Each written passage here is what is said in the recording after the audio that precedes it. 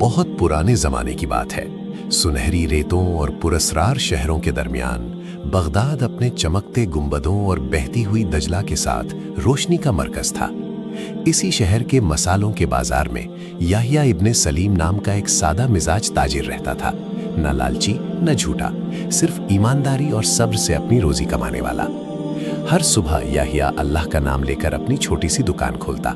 दूसरे ताजिर धोखे से मुनाफा कमा लेते, मगर याहिया का यकीन था कि हलाल रोजी ही असल बरकत लाती है। इसी सबब से लोग कभी उस पर हंसते, लेकिन उसका दिल हमेशा मुतमईन रहता। एक शाम जब बाजार पर अंधेरा उतरने लगा, एक बूढ़ा और पुरस्रार मुसाफिर याहिया के पास आया। याहिया ने बिना सवाल किए उसे रोटी, पानी और खजूर दी। मुसाफिर ने शुक्रिया के साथ कहा कि मेहरबानी कभी जाया नहीं जाती, और जाते जाते एक पुरानी पीतल की अंगूठी दे गया जिसमें स्याह नग लगा था, जो रोशनी को भी पी जाता था। फिर वो भीड़ में ऐसे गायब हो गया जैसे हवा में घुल गया हो।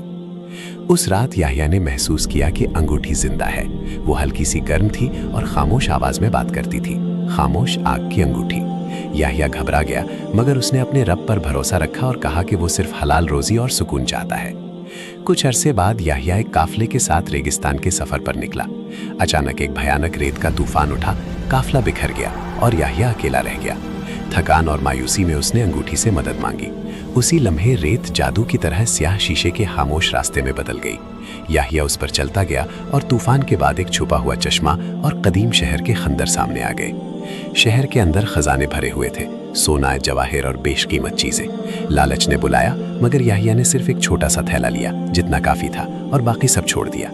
इसी पल वो कदीम शहर दोबारा रेत में डूब गया, जैसे ये सब एक इम्तिहान हो। याहिया वापस लौटा और ईमानदारी से तिजारत करता रहा। धीरे धीरे कामयाबी और इज्जत दोनों मिली, मगर जब अंगूठी की कहानी मशहूर हुई तो सुल्तान कमर अद-दीन तक बात पहुंच गई, जो ताकत और दौलत का भूखा था। सुल्तान ने याहिया को अपने शानदार महल बुलाया और अंगूठी तलब की। याहिया ने अदब से कहा कि यह कुव्वत हुक्म नहीं, नीयत देखती है। सुल्तान ने गुरूर में हंसकर अंगूठी पहन ली।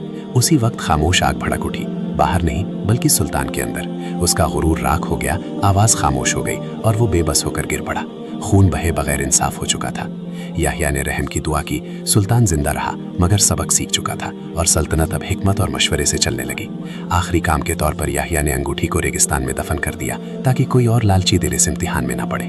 और यूं ये कहानी हमें सिखाती है कि लालच कुव्वत को जला देती है, जबकि सब्र, मेहरबानी और हिकमत इंसान को इज्जत, सुकून और बरकत तक ले जाती है।